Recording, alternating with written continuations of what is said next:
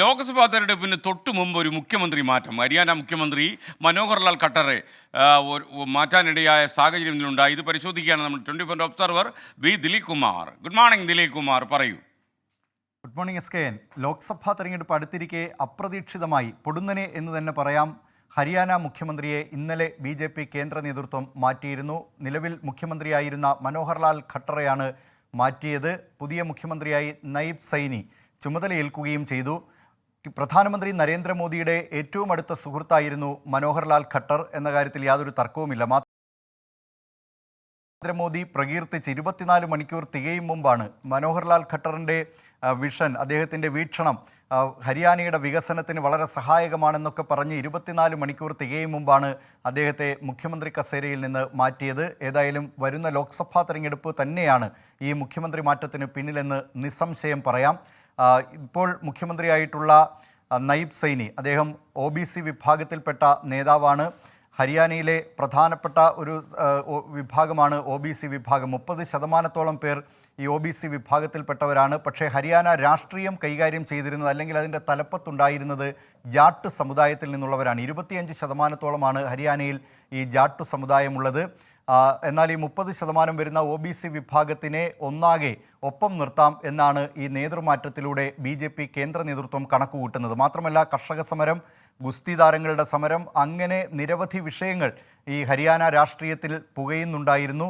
ഇതുകൂടാതെയാണ് അവരുടെ പ്രധാനപ്പെട്ട ഘടകകക്ഷിയായിരുന്ന ജനനായക് ജനതാ പാർട്ടി, അത് താവു ദേവിലാലിൻ്റെ ചെറുമകൻ്റെ മകൻ രൂപീകരിച്ച പാർട്ടിയാണ്. ആ പാർട്ടിയുടെ 10 അംഗങ്ങളുടെ പിന്തുണയോടുകൂടിയാണ് ഈ ഹരിയാനയിലെ BJP സർക്കാർ ഇതുവരെ മുന്നോട്ട് പോയിരുന്നത്.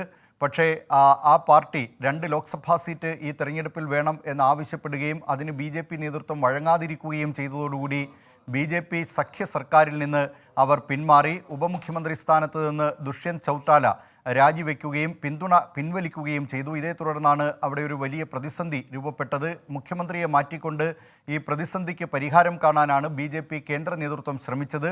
ആ പാർട്ടിയിലെ തന്നെ ജനനായക് ജനതാ പാർട്ടിയിലെ 4 MLA-മാരെ ഒപ്പം നിർത്തുകയും 7 സ്വതന്ത്രന്മാരുടെ പിന്തുണ ഉറപ്പാക്കുകയും ചെയ്തുകൊണ്ട് അങ്ങനെ ഭരിക്കാൻ ആവശ്യമായ ഭൂരിപക്ഷം ലഭ്യമാക്കിക്കൊണ്ടാണ് BJP പുതിയ മുഖ്യമന്ത്രിയെയും അതോടൊപ്പം തന്നെ അവരുടെ പുതിയ മന്ത്രിമാരും അവിടെ സത്യപ്രതിജ്ഞ ചെയ്തിട്ടുള്ളത്. പക്ഷേ സംസ്ഥാന BJP-യിൽ ഇതുമായി ബന്ധപ്പെട്ട് ചില ആശയക്കുഴപ്പങ്ങൾ അല്ലെങ്കിൽ ചില കലാപങ്ങളൊക്കെ ഉയരുന്നുണ്ട്. ആഭ്യന്തരമന്ത്രിയായിരുന്ന അനിൽ വിജ്, അദ്ദേഹം ഇന്നലെ ഈ നിയമസഭാ കക്ഷി യോഗത്തിൽ നിന്ന് ഇറങ്ങിപ്പോയി.